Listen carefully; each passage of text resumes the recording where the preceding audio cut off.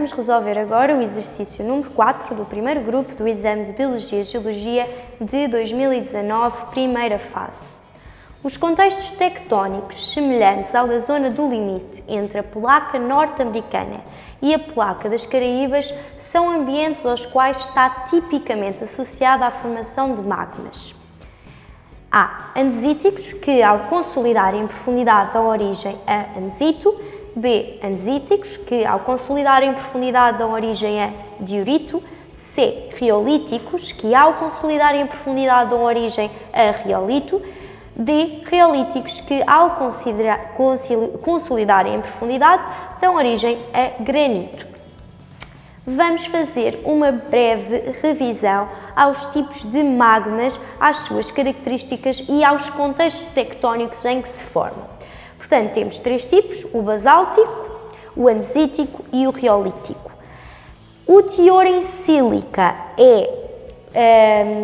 é maior no riolítico, no magma riolítico, e sucessivamente vai sendo menor até ao magma basáltico, portanto o andesítico é intermédio. Na viscosidade temos também mais elevada no riolítico e mais baixa no basáltico e novamente intermédia no andesítico. O tipo de rochas que se formam têm de as saber: existem as plutónicas, aquelas que consolidam em profundidade, e as vulcânicas à superfície. Uma dica é saberem que são sempre as vulcânicas, portanto aquelas que consolidam à superfície, que vão acabar por dar o nome ao magma. Então vamos ver: o basáltico dá origem em profundidade ao gabbro, à superfície ao basalto. Basalto, magma basáltico. O andesítico em profundidade ao diorito e à superfície ao andesito.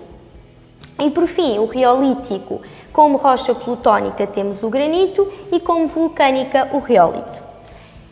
Então, vamos analisar agora os diferentes contextos tectónicos em que estes magmas se irão formar.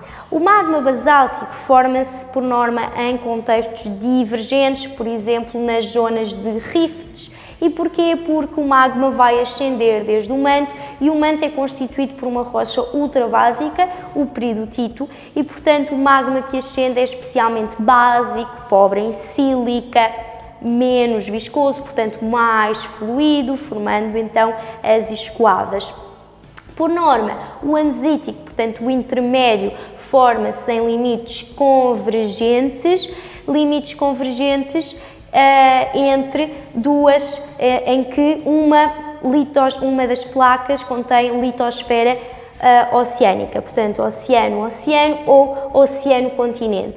Por norma, o magma mais ácido, que contém mais viscosidade, está associado às rochas à superfície, que podem ocorrer exatamente em regimes de colisão entre duas placas continentais. Portanto, vamos retomar a nossa imagem. Tínhamos então referido na questão que era